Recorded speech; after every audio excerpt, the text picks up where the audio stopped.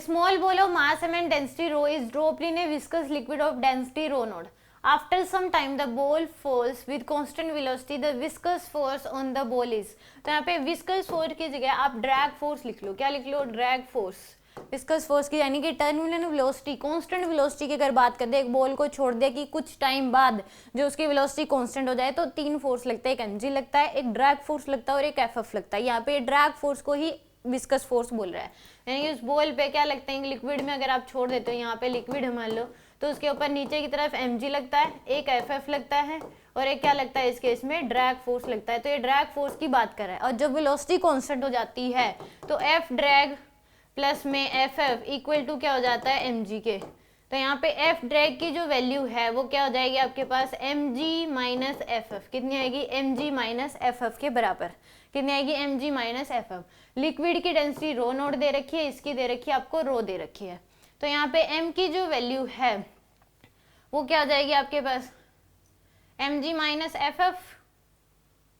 तो डेंसिटी होती है मास बाय वॉल्यूम. तो यहाँ पे m बाय, तो वॉल्यूम यहाँ पे मास बाय क्या होती है, वॉल्यूम. अब इस केस में देखें तो mass of the volume of the ball जो होगा यहाँ पे, या फिर ये कह सकते हैं जो मास ऑफ द बॉल होगा वो किस, यानी कि वॉल्यूम ऑफ द बॉल जो होगा वो किसके बराबर हो जाएगा, वॉल्यूम ऑफ द बॉल जो होगा वो किसके बराबर होगा, volume of the liquid displace. जो बॉल जो है जितना लिक्विड, जितने वॉल्यूम का लिक्विड जो है डिस्प्लेस कर देगी उसके बराबर ही होगा.